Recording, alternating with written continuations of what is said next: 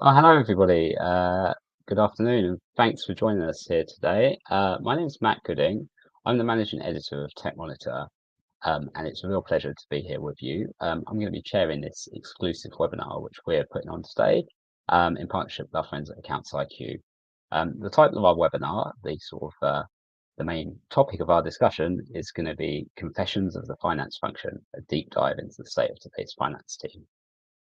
Our discussion today is going to center around the findings from a recent report, which was conducted by Accounts IQ, and they surveyed over 500 finance professionals. These survey respondents were divided up by age and by experience to look at sort of attitudes towards work, towards people's careers, and the tools they're using to help finance function today. And the idea for this discussion is to analyze the findings from that survey and to try and provide some insights into how finance functions can harness the power of new technologies to streamline their workloads, increase productivity, and stay one step ahead of the competition in what is a sort of increasingly competitive landscape.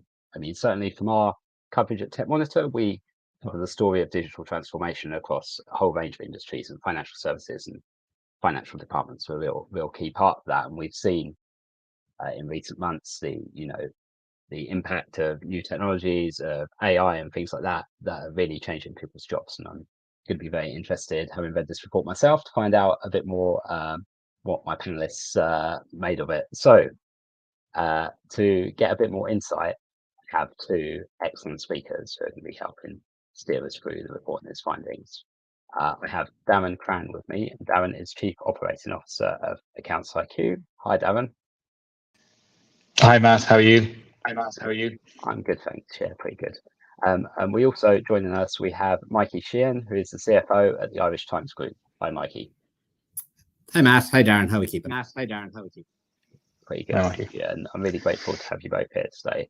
I think just before we get started, it'd be really good if you could give the audience a little bit of background about your roles and responsibilities in your respective organisations. I'll go back to you, Darren, first, and then come to Mikey afterwards. Thanks, Matt. Yeah. So I'm a chartered accountant by trade. I worked in industry, and I've worked with Accounts IQ for the last 11 years. My day-to-day role is overseeing our customer success team. So we've effectively, through partners and direct, onboarded over 1,000 customers onto the Accounts IQ platform. So transformation and dealing with people and change is embracing technology is a hugely key part of that role. So effectively, that's me. That's really what I do on a day-to-day. Sounds like a fascinating place to be at the moment. And if I can come over to you, Mikey, perhaps tell us a bit about the Irish Times and your role there and your team. Yeah. So Mike Sheehan's my name. I'm like Darren, chartered accountant. I studied in UCC, accounting in UCC. Did 4 or 5 years in Deloitte, my graduate training course. Moved into media in 2012 and have been here since, working my way up through different various aspects of the finance department, from business analyst to finance manager to operations director, and on to CFO of the Irish Times Group now. So hugely Darren mentioned the word transformational. We're in that stage. Media has been challenged, and I keep mentioning the word challenged, over the last 15 to 20 years, particularly when it was 99% print related revenues, and it needs to make that transition to trying to get to 99% digital related revenues at some stage in the next 10 years. So we're in that phase of transforming the business from being print orientated to digital first. And some of the experiences around consolidation and synergies as part of the acquisition of the Examiner Group in 2018 shaped of the finance department, and actually will shape the structure of some of the other consolidations and work that we will need to do in the next 5 years.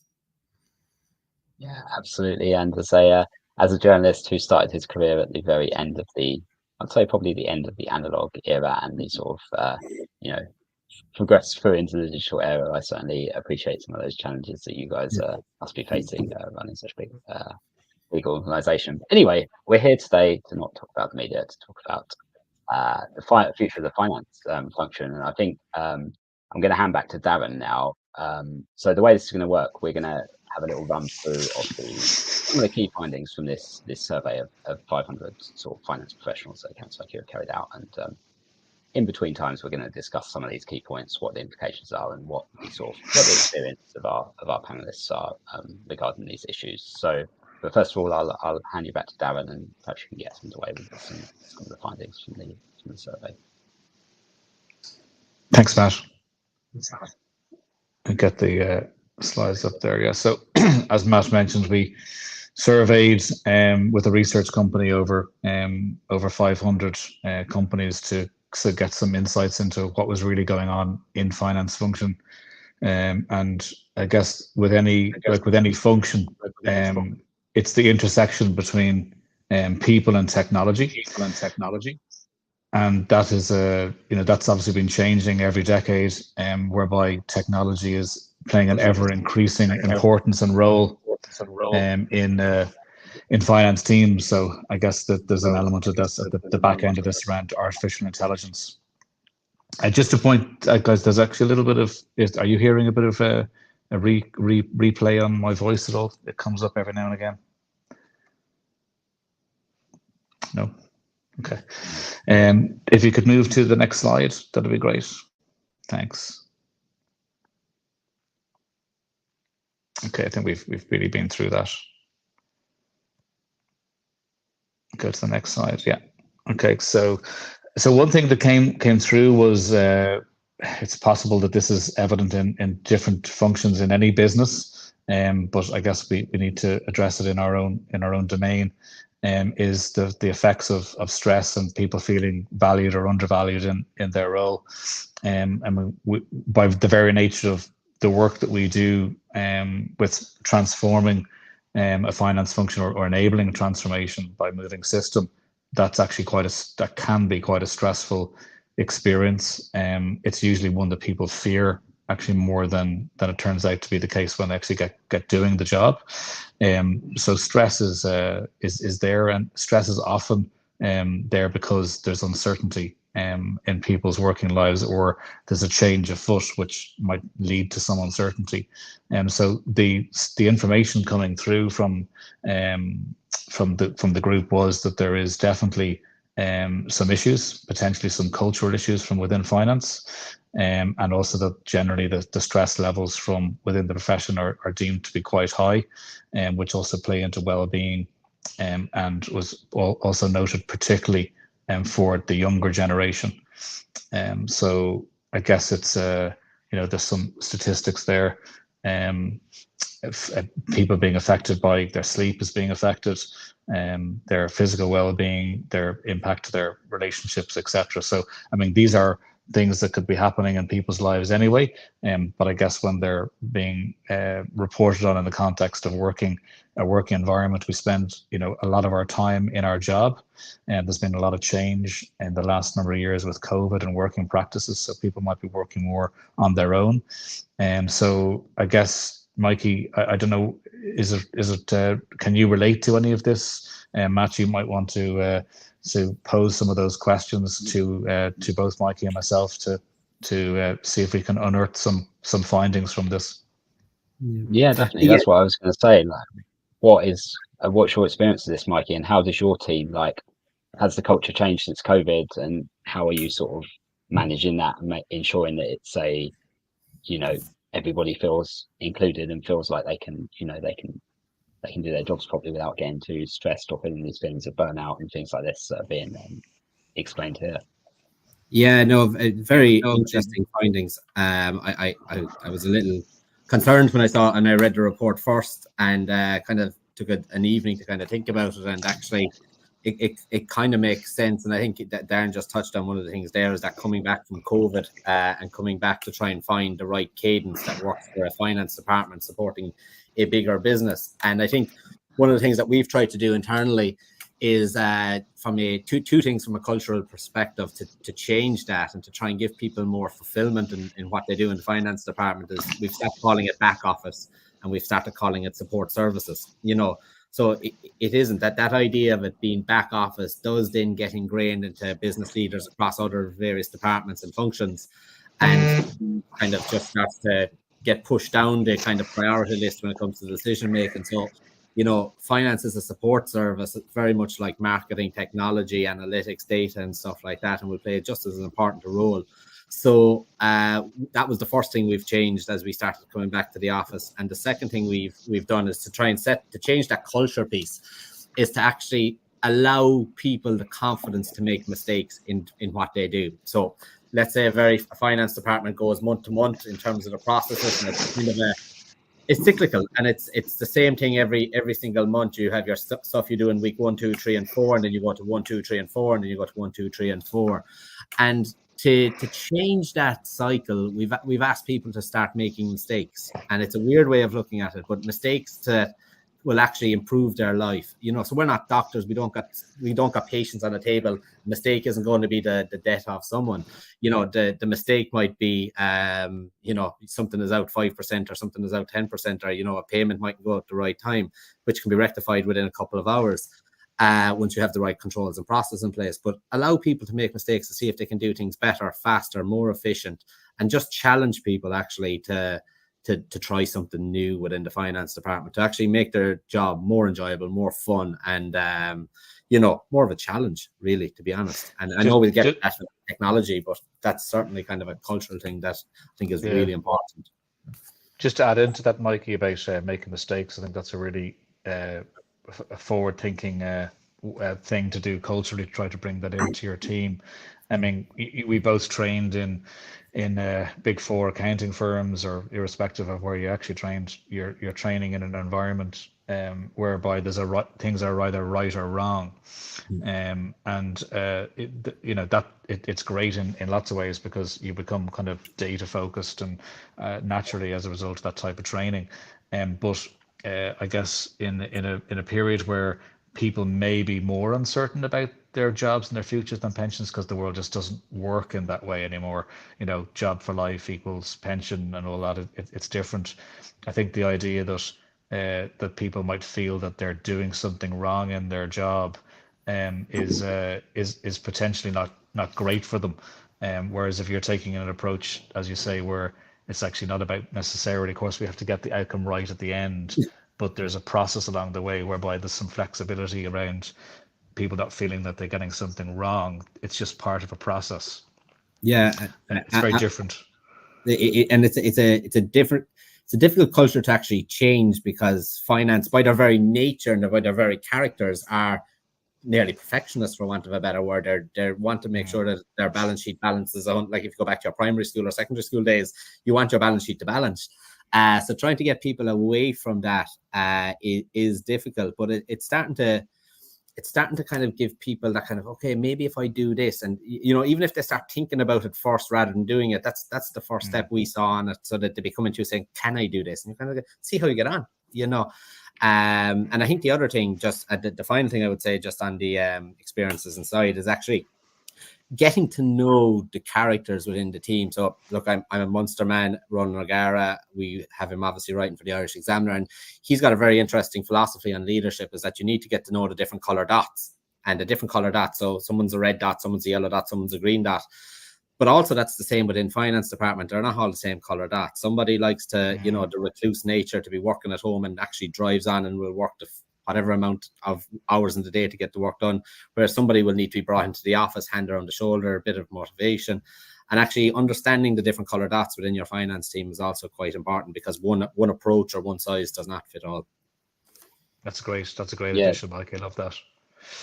Yeah, and I guess that plays into that. So obviously we see there that a lot of finance professionals are sort of been in some element of being undervalued in their teams. But I guess if you can get to the heart of what motivates them and how to get the best out of them, that's going to help you. That's going to help you, like, make them feel valued in their role, right? Yeah. It doesn't always work that way, but that at least gives you the best fighting chance. Absolutely. Yeah, absolutely. And is that sort of any, in terms of the sort of other clients that you work with, Darren, do you sort of pick up any sort of strategies and stuff that they're doing, or is this does the sort of findings here reflect what you're seeing in the wider market? Well, I guess yeah. I guess the finding this is the output of I guess a collection. I think that, as I mentioned at the beginning, we work with a huge amount of different customers, clients, and the ones we see. In fairness, Mikey, not to put too many feathers in your cap, but you guys are very good at visioning and connecting your finance functions, strategy, and vision to the vision of the business, and you've created an always on change mindset and culture in your business, and there are other customers we work with like that, and they're the ones that get the best outcomes. So it's realizing that there's an awful lot of moving parts, and you have to have leadership in finance that's thinking that way and has got the capacity to lead with a changed mindset. And I think they're the customers that I think you'll find. If you've got a big team, you may have people that are, not particularly happy anyway. That's maybe natural. But I think if you've got the right leadership, that's making the right decisions, identifying people, as Mikey said, as different color dots, seeing who they are. Everyone's got a different why as a person. Everyone's got a different career ambition. And if they feel that they're in a supportive environment, I don't think they'll be showing up on those statistics in the same way. And I think it's the finance function, the perfectionist mindset of being a compliance type, and not necessarily a value center, that's not necessarily aligning itself to growth. That's when people start to maybe see themselves as not being seen. Why am I even doing this job? And so that I think that's kind of the difference. So we do see customers like that. And they're the ones that always get the best outcomes. But I think it comes down to people, interestingly, and it comes down to the leadership of a finance team that makes that difference. Yeah, definitely. And yeah, so I guess one of the sort of challenges for the sort of leadership teams is managing the different sort of age groups and demographics that you get within a finance team. I think the next sort of section of our discussion is going to look at sort of the younger kind of sort of end of the spectrum, and how young finance professionals feel in the current environment. So perhaps I could hand you back to you straight away, Darren, and you can sort of talk us through the Sure, next no problem. next slide. Yeah.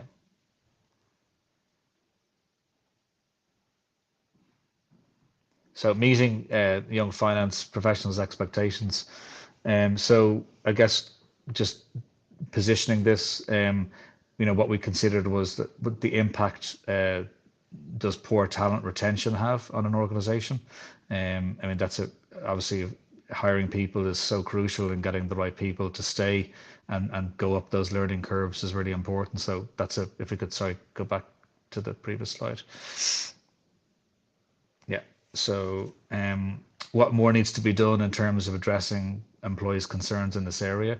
And then also, to what extent does the sector risk facing skills shortage have? And do we need to be taking that seriously? I guess as an example of an industry, is the hospitality industry suffered significantly during COVID in terms of skills shortages. Mike, you mentioned there's been a lot of change in your sector in terms of print versus digital. So there is technology, and the I guess the volatility in the economic climate is impacting various different sectors in different ways. So it's understanding how does that impact the skills gap. So I think one thing as well, just to position, is there's been a significant decline. This is a separate piece of data, but there's been a significant decline noted, particularly in the States, in the number of people entering CPA, the Certified Public Accounting stream over there. So I guess it's also kind of considering how do young people see a future career for themselves in finance, I think is also really important. Yeah, definitely. I think that sort of the talent retention piece is something that we see in our coverage of Tech Monitor when we're talking to business leaders and tech leaders all the time. It's really one of the key issues that seems to occupy a lot of people's time. Finding the best people and keeping them, because we know that the job market it can be difficult. I mean, Mikey, what's your experience of like recruiting? Basically, how do you find how have you put your team together, and what do you do to keep them there once they're there and keep them sort of motivated and wanting to be part of your finance function? Yeah, it is. I do, just on a more general sense, I do feel that the younger generation coming into the workforce over the last 5 to 10 years have got a bad rep, and I think it's very unfair, I'll call it, because when we came into the workforce, let's say back in 2008, 9, 10, around the crash, we were lucky to have a job, and we'd done whatever we had to get a job.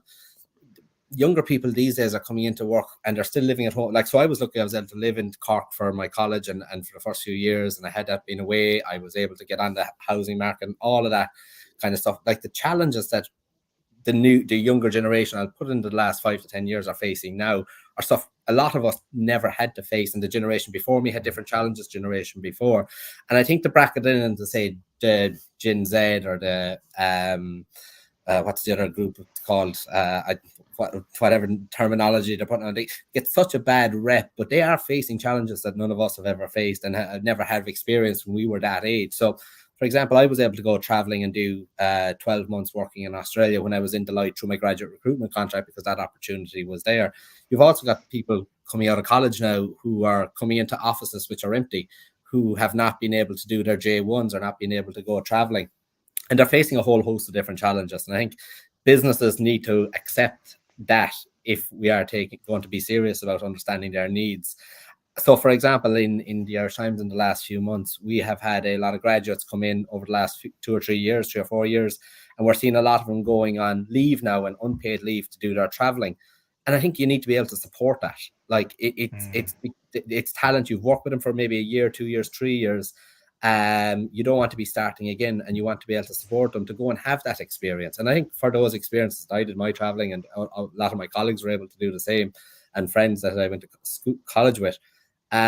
You'll come back a more rounded individual. You'll come back with more experience and maybe a different perspective on life, which can actually only add diversity to your business. So that's one thing I would say. I do think they get a very poor rep, and I think it's in. And Mikey, to add into that, or to ask to extend that further, like, do you think, is that just like a melting pot of different circumstances, like that have kind of made a period of time whereby people are needing to gain these different experiences in a slightly different way, because the system has almost changed so much that, you know, the life cycle of how people would have done that normally, COVID being potentially the biggest interrupter of that? I mean, is that and do you see that being different in 5 years' time? Yeah, I think in 5 years' time, you're going to have a whole host of different challenges, Darren. Sorry, some of the same ones will probably and hopefully not still be there, but we are going through a cost of living crisis. We are going through a housing crisis, particularly here in Ireland. We are going through where opportunities are kind of not as wide ranging as they might have been with the advent of the likes of big tech into the market as well. So the market has shifted from where we were 10, 15, 20 years ago, with different generations coming through. And I think it is in 5 years' time, there's going to be a whole host of new challenges, AI possibly being one of them, or the next iteration of AI, Web 3.0. You know, there's going to be other challenges and other, you want people then to see the opportunities in those. And we'll get to that later when we talk about AI. But I just do think that the challenges that the generation that are coming through now, you know, we never went through, and only they know how to deal with it, and they deal with it in a certain way. And I think we have to be very open to working with them as they work through those challenges, as opposed to taking the same approach we did now or 10 years ago to now, because it's a whole different mindset mentality that they're coming in with. Yeah, I think that's actually really key, is that leadership need to not apply the usual typical norms, because you're actually gonna, if there is well-being issues or anything like that, you're just gonna make it worse. Like, having that flexibility is actually gonna only just but benefit the organization and the people. Yeah, absolutely. Yeah, absolutely. And I feel like I'm quite interested by this stat here that more than half of young professionals don't plan to stay in the profession for more than 10 years. I mean, I assume this is quite a mentality shift compared to how it might have been, like you were saying, in previous generations, Mikey, where people, you know, have a job and they stick in that job for life and stuff. How does that change the sort of strategies that you use to sort of deal with and manage your people, knowing that maybe their goals are a bit more short term and they're going to have different needs basically? Yeah, like if within the finance area, like I think if you're coming in as finance, I think it's a really good bit. So I hated audit, right? I started off in audit. I hated it. I did it for 2.5, 3 years. You've a special type of character that continues to stay on an audit, and best of luck to them, as I say. I think they're fantastic. But what a grounding that gave me those 2.5 years in audit for understanding not just how a finance function worked, but how a business worked. So understanding the controls that come in from the sales, from the systems, the process, the people, processes, and technology, and how a business works, how it all comes into finance. And I think a finance professional is very well positioned going into the future when they do their 3-year graduate campaign or their 4 years or 2 years post-qualified experience to move into other areas that are now becoming sexier, I'll call it for want of a better word: data, analytics, AI. And I think having that skill set is going to be a huge advantage. So the idea that 52% of young professionals do not plan to stay in the profession, I think that they will use the profession that they have to actually maybe further themselves in other areas. And that isn't as surprising a stat for me, where I see what we do an awful lot of work at here in the Irish Times is cross-functional groups. So you're bringing a team on a project, you'll bring a team from finance, analytics, data, marketing, sales, and content together to look at maybe, is there another product offering we can go to the market? And the finance skills and that individual who would be on that team might kind of say, geez, I have a lot to add here to marketing, or I have not a lot to add here to data and analytics. And the skill set that you do get, and I think it's really important that you do spend your 2, 3, 4, 5 years as do your qualifications. But from there, it does open up a huge amount more opportunities than maybe it did 10, 15 years ago. Yeah, definitely. And the greater sort of availability of tech tools which are more accessible to kind of normal people, in inverted commas. I'm thinking around the sort of low code and no code systems where people can get involved in that side of things, obviously creates more opportunities for that sort of cross function working, right? Which is really interesting. I agree with that, actually. Yeah. Did you want to ask me a question, Matt? I was going to ask you a question. You carry on first. Well, actually, it was just to keep on from move on from what you're both saying there around people's careers. I've got 3 teenage boys, and when we were choosing a school for them, the principal said that expect your children to have 3 different careers and probably live on 2 different continents.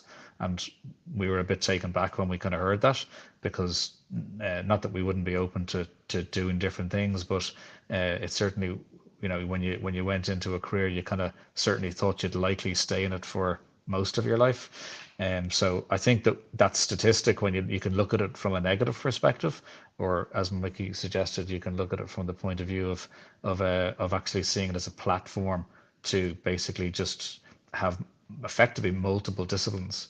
And you never lose those skills. You only enhance yourself as an asset, if you like, to bring yourself into different types of opportunities. And I think we've seen it even in our organization. We work very cross-functionally. That's where the richest outcomes come from. And we would always be looking to promote people from different areas of the business. I think that's quite natural. It's becoming more the norm. So I think people coming into the finance professional should be seeing it as an opportunity, particularly when they're young, to actually learn something that's not particularly easy. Like, learning finance isn't the easiest thing in the world, and it's actually best done at a young age. And once you have it, no one can ever take it away from you.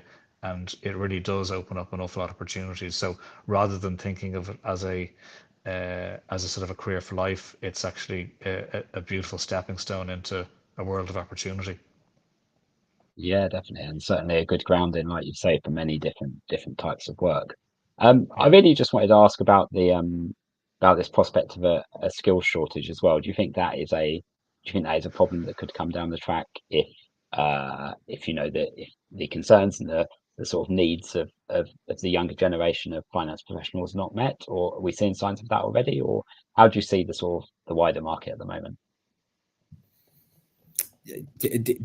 Yeah, and I've just one kind of viewpoint on this one in particular. I think, finance leaders will need to get creative with how they actually deal with this. I have no doubt.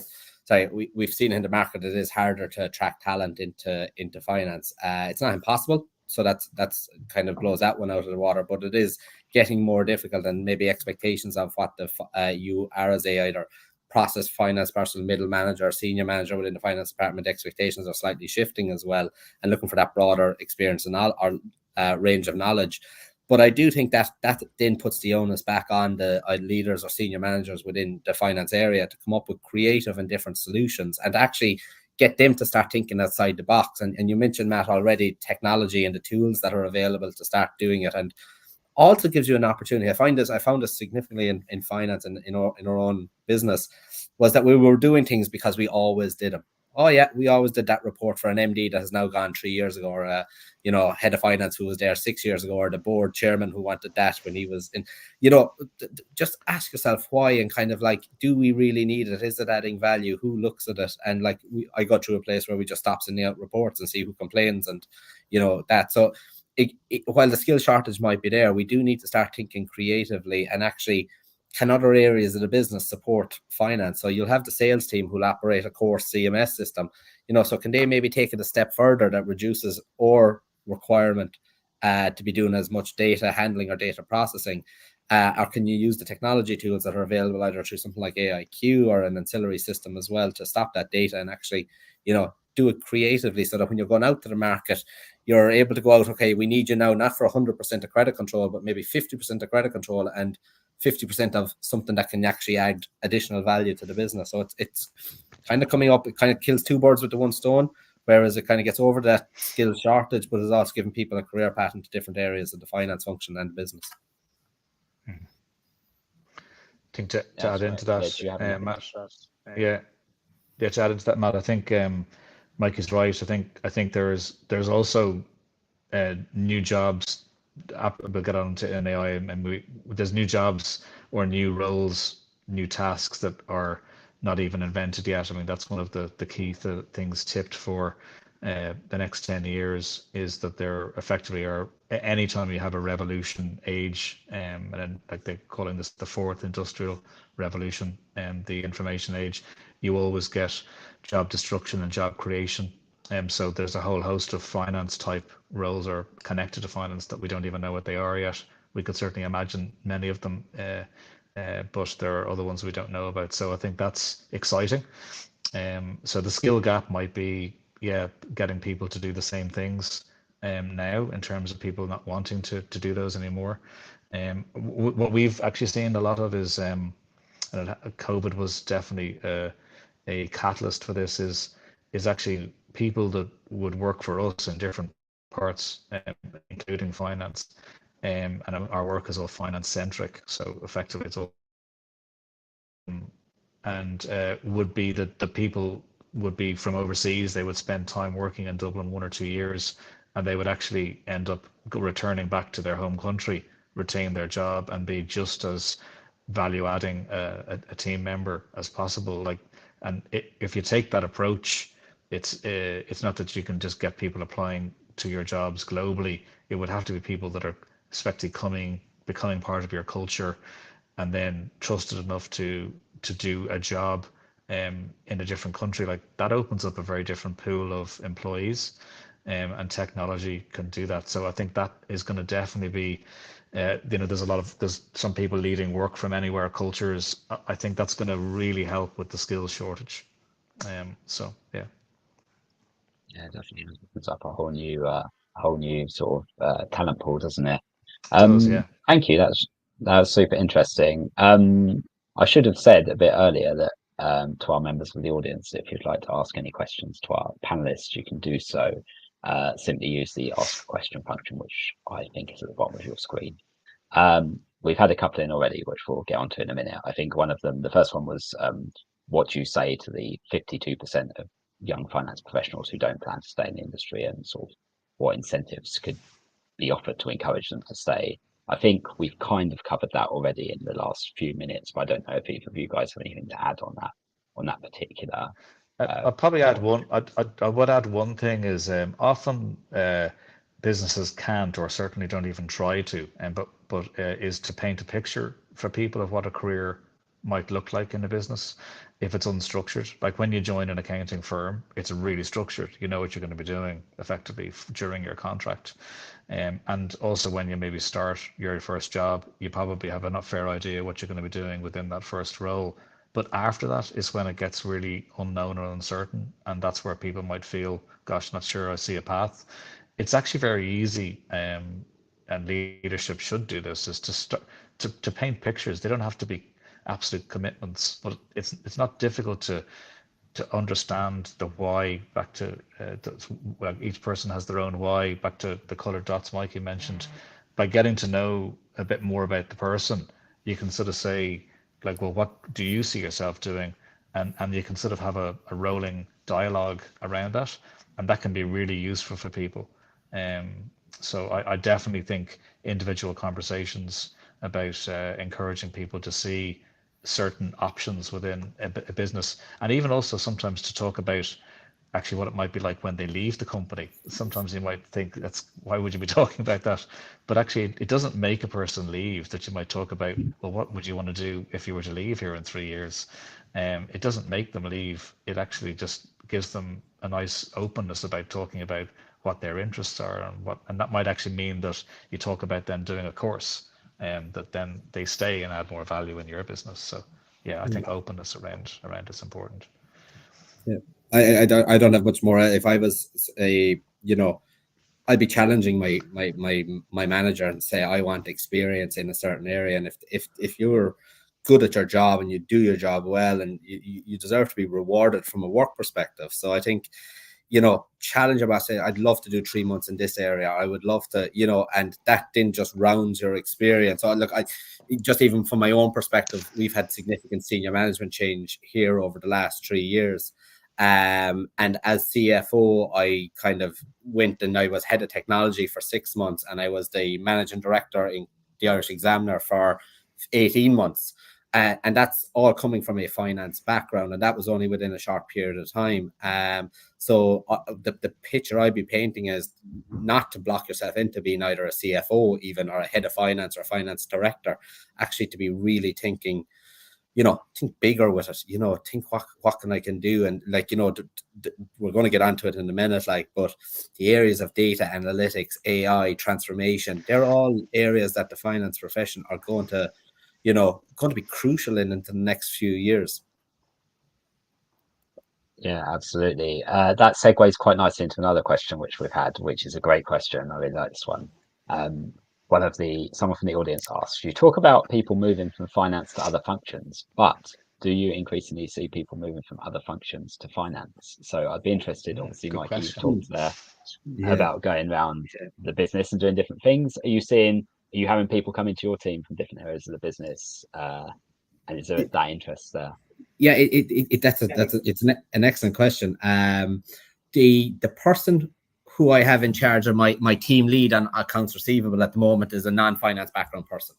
And why is that? That is because that individual had been dealing with retail outlets with a period of 20-30 years, and had been dealing with our printers in City West and in Webprint for the same period of time. They had people skills.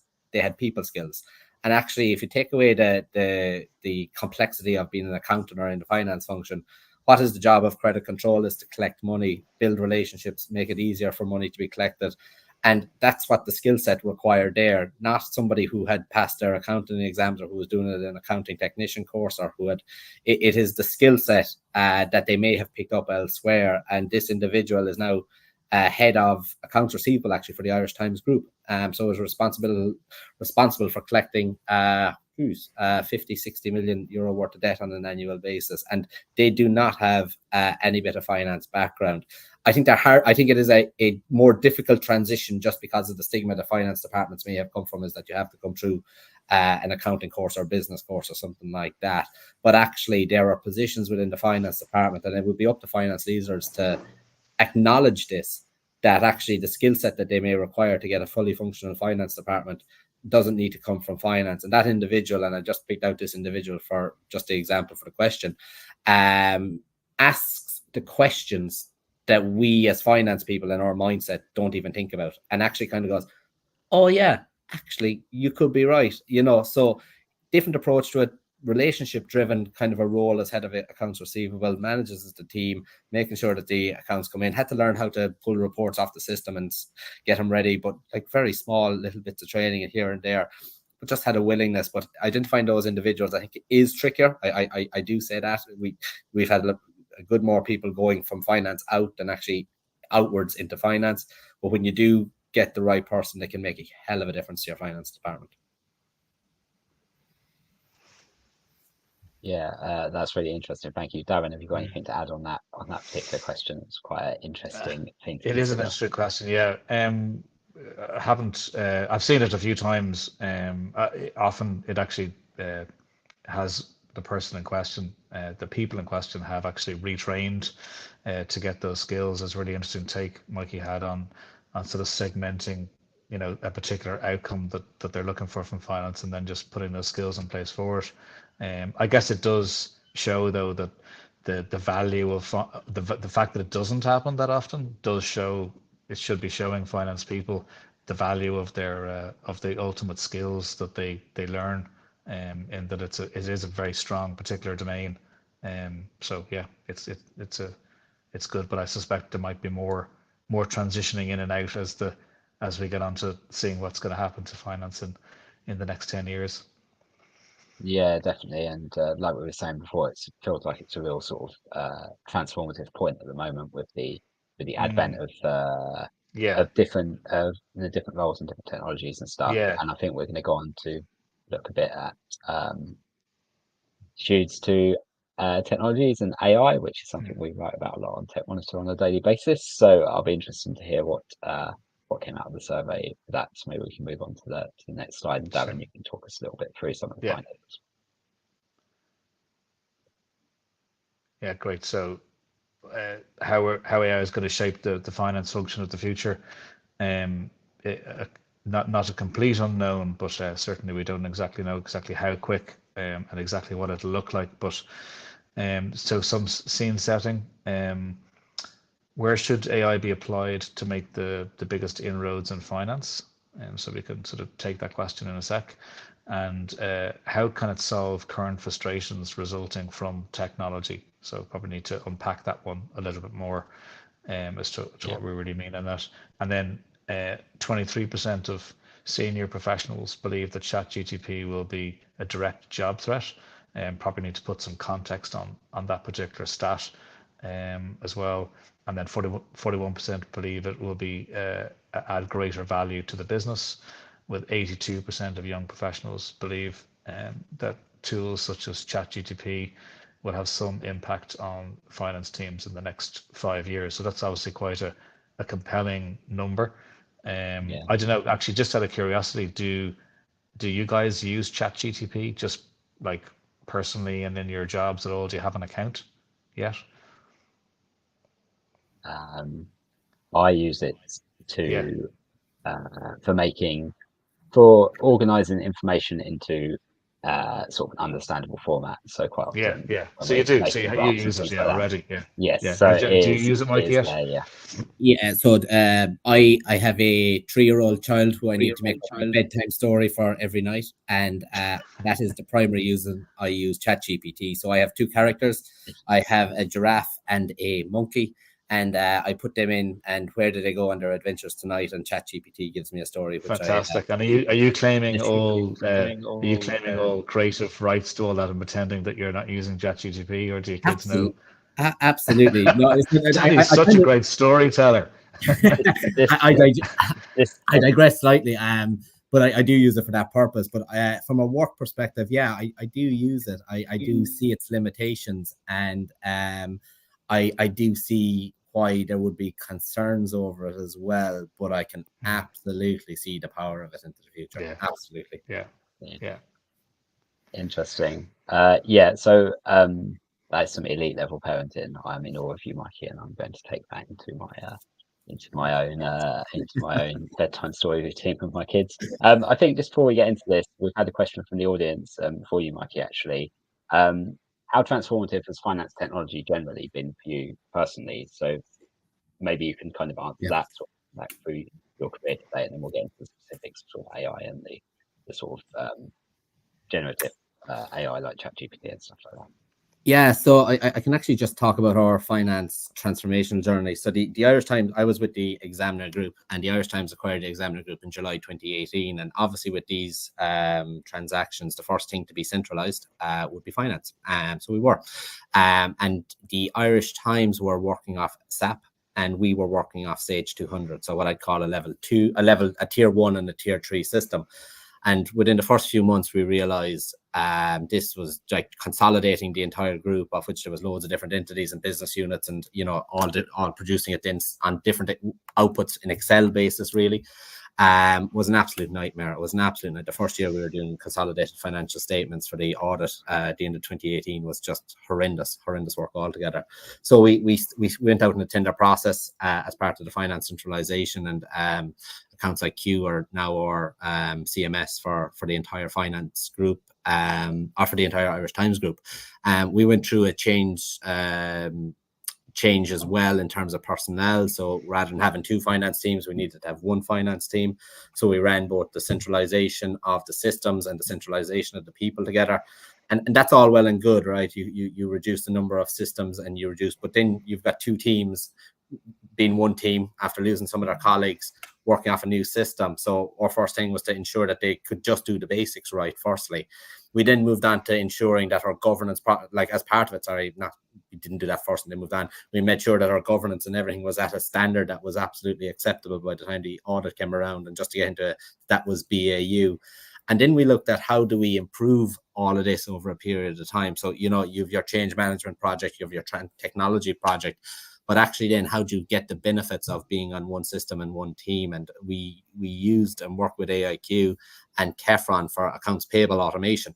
And that has absolutely been transformative, particularly in a COVID year, where previously, and I have no problem saying this, 2018, early 19, we used to be going around to the managers' desks to get sign off. And once they'd signed off on their invoice or PO, then it would have to go to the second sign off. And you were literally having 2 or 3 people running around the offices getting signatures before you could process either orders or invoices.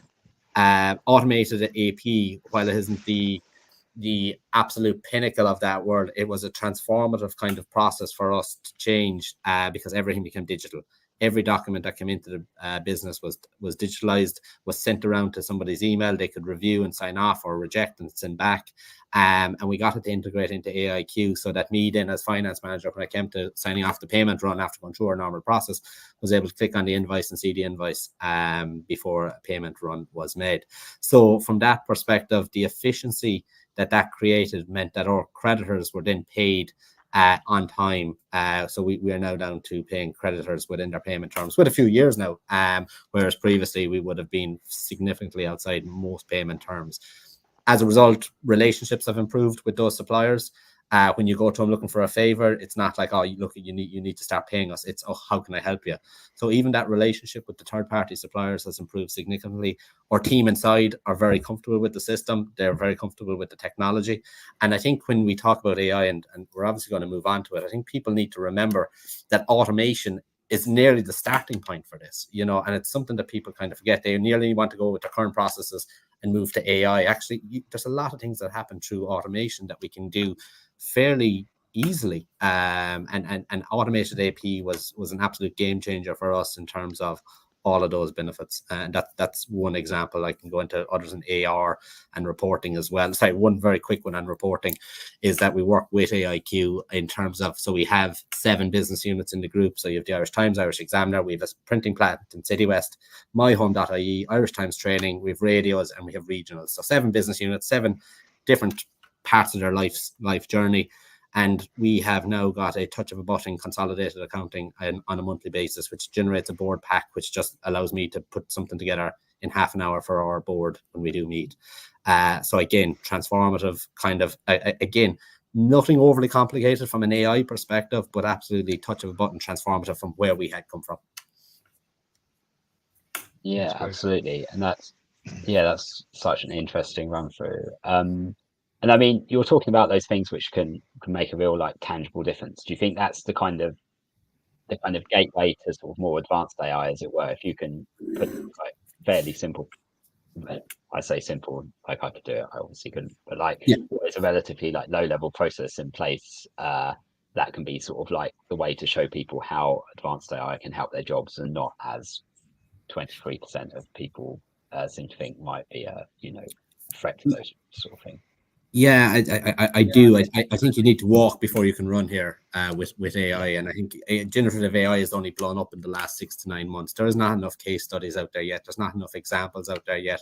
There's a lot of cool stuff happening. Cool stuff is always good. But actually, look, go back to your basics and see how you can improve your processes and your procedures through the use of technology and through the use of automation. And that then, like, we are moving to a place. Myself and Darren had a call only about 6 or 8 weeks ago, which he then took the opportunity to invite me onto this meeting. So, but we had that call of like, Darren, what are you seeing in the market from an AI perspective? We're quite good automation wise. We've automated bank feeds, we've automated reporting, we've automated accounts payable. Where's the next level? Where can we take this? And as a result, we're looking at an automated procurement, full end-to-end procurement system now, which will be driven by AI technology, and an expenses system which will be launching before the end of December, which will meet the new revenue guidelines as well around reporting on a live basis. So two kind of little projects where we had to build a foundation with first before we could jump into kind of more automation, and then hopefully into the future AI. Yeah, no, that's really good. Thank you. I think, Yeah, Darren, where do you see the impact of AI being across the finance function? Yeah, I think Mikey's point about walking before you can run, and automating process, in particular, digitizing the information, the data onto cloud. That's actually really important. Those two things, data, all your data being digitized and also being on cloud, are really important. I just for I'm sure there's varying different degrees of the listeners here understanding about what AI actually is. I mean, there's so many levels to AI. It's a very broad term. It can be anything from RPA, robotic process automation, which is reasonably rudimentary ways to effectively have rule-based things that just do simple tasks automatically. You can even see that for Excel lovers in a macro. If you build a macro in Excel, I mean, it's effectively a form of RPA. I think the really high-end AI things like that are going on in like driverless cars, like that, Google's DeepMind, like that's at the sort of the really serious regression model maths type AI. I think the thing that's really important probably for people to maybe understand is, like, you have to get on a cloud system and you have to have data. Like, AI works when you've got preferably large models of data, large samples of data. That's when AI can actually do its job. It's very hard for AI to do anything with small amounts of data. So if you're thinking about, if a business was sort of thinking, oh, AI is the future, it would be great to get some AI tools. As Mikey said, you have to get the basics right first. You have to be in the environment where AI can work in the first place. And actually, there's a journey to do that in itself if all your people are currently moving physical things around, or have disparate data banks of information and email inboxes and different systems. So I think there's a job of work effectively uh, as all mini change agents, like little ants running around trying to get all of our systems onto the cloud, each individual business and how you interact with all of those systems, etc. There's basically a wave of digital interconnectivity happening. And as that's happening, AI tools are sequentially being released and will be taken into use by different platforms. So our job in AI, which is why we have calls with people like Mikey who are always chomping at the bit to get the latest tech. Our job is to go, well, what can we do with AI quickest that's going to be novel and interesting, which because that's actually also an important part of what we do. We like where we can to do things that are easy and interesting. And then also, are there bigger plays that we need to be considering that are going to be AI relevant? And I get the best example. Uh, um, Mikey Gavin and our CTO was on that call with Mikey. That the best thing we've come up with since chatting to you of what of things we can do. We're on Azure, and Azure being one of the leaders in, or Microsoft being one of the leaders in AI, they've got like a shopping cart of AI tech on Azure platform of things that we can do. So for us, it's like going, well, there's all the tech that's there on the shelf. Like, what can we take and embed to solve what problems that will make the finance teams, absolutely thrilled to be using this and make their working lives way better. And one of the things, like one of the biggest outcomes, if you remember, we had a chat, Mike, a while ago. You said to me, like, the most important thing for you, assuming everything was working properly, is how can you get stories out? Can you get meaningful financial stories, data reporting out of the system? And so we have a new tool coming out, an embedded tool, which has got it does actually happen to have a storytelling module in it. It's a technology called Click. So there's an example of us taking and embedding a technology that's got AI capability on storytelling, alerting various people around the business. That's a really simple example. A slightly higher and really novel version of that is using a ChatGPT, a language based model, which would be that Mikey, using voice or writing it simply, would say, run a P&L with a forecast from this period to this period, and benchmark it against something else. So you're running, the data's all in there, and at the moment what we use is fairly complicated methods that are either written, if it's a query, as we would have done for report writing, is writing a query so that you can use a mouse to run the report, or you have to learn a particular reporting language where you're able to build those queries yourself.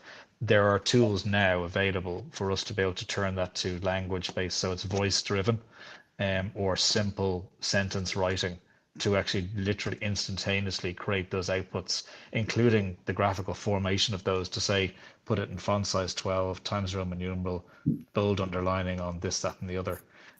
So like that will be extremely novel to use. The tech is there, and that's a question of us basically providing that. And the great thing about something like that is it's quite transformational, but it's actually not requiring much of a process change for people. It's just changing a complex way of getting something is made suddenly instantaneously easier, whereas it's not changing the way anyone's necessarily working. So we're certainly really excited about that as a really, really good but simple example. Yeah, absolutely. And that seems like a really nice positive note to end on, because as you say, that seems like something which can make a real difference into Yeah. people's jobs. So Darren, would you like to just quickly, before we close out, run us through some conclusions here from the report on our last slide? Yeah, sure. I mean, we've probably had some nice deep dive insights and conclusions as we've gone through this.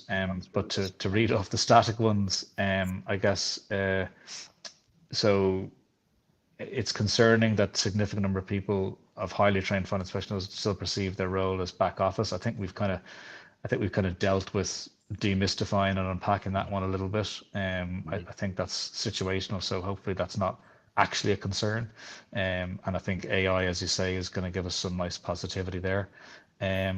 Organizations using an abundance of separate finance solutions to meet different requirements, bringing all that tech together, as Mikey's example of it, under a transformation program, is ultimately housekeeping that needs to be done.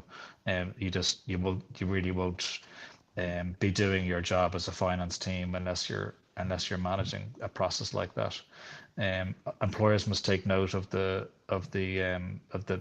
effects, if you like, of poor solutions, mundane work, employers' health and efficiency. I think we have covered off and dealt with the different ways we can manage for that. And new technology is always exciting. I think it's leadership's job to not be fearful themselves of change, because it'll travel down. So I think if you get on a change journey, it flows really nicely. And investing in software like AIQ or other systems that are cloud-based, forward-thinking in terms of where their roadmaps are going, I think that that ultimately will lead to more value-add work and less mundane work, and position the finance team for being a very different type of function. Assume the compliance work is all done, and really becoming much more about being integrated into driving the business forward. Yeah, absolutely. That makes sense. And Mikey, do you have any final thoughts to add before we round up our discussion? Any sort of key takeaways for our audience that definitely haven't covered? Or No. One of the things just is that the concern that AI is going to take finance people's jobs. I think that's a myth that we need to bust, because the computer will not be able to give us the sense, the kind of tone, what is really happening when you combine it all. How is it happening on the day in the building? What impact is it having on your products, your skills? There is such value that the individual will be able to bring to it. So obviously in the media industry, we're grappling with how do we ensure that the human touch is still involved in anything that we bring AI into. And we're not even there to bringing in AI yet. We're still grappling with the guidelines that will support us when we do start bringing AI in. And I think, we have to get rid of this misnomer, and we're trying to do it in here as well, that AI is just going to get rid of all of our jobs. It's not. The skills that the finance professionals have are skills that nobody else in the organization will have, and are values that the finance individual will be able to bring to any situation, good, bad, or indifferent, as the business evolves as a business, can be any business, evolves over the next 5 to 10 years, that any bot or any kind of incredible detailed analytical model will be able to do. And I think that's crucial, that they can play their part in it, and AI can be a co-pilot and actually allow them to add additional value over and above what they already do. I think that's crucial. Yeah, definitely. I think that combination of the human expertise and stuff and the AI can be really, really potent across the finance function, certainly, and all industries. Well, thank you ever so much, chaps. That's been a super interesting discussion. I feel like we've covered a lot of ground in the last hour. So I really appreciate your time, Mikey. Thanks, and Matt. Darren. Thank you for joining Good to me. catch up, Mikey. Take care, guys. Thank you. And thank you to you all for watching along and for sending in your questions. We had some great questions in that we've hopefully covered most of during the discussion. This webinar will now be available on demand. You'll receive details on an email with how you can go back and view it again if there's any points you'd like to cover off. So look out for that coming to your inbox soon. But all that's left for me to say really is thanks to Accounts IQ for helping us put on this discussion today, and we look forward to speaking to you again soon. Thank you. Thanks for joining, everyone. Take care. Bye.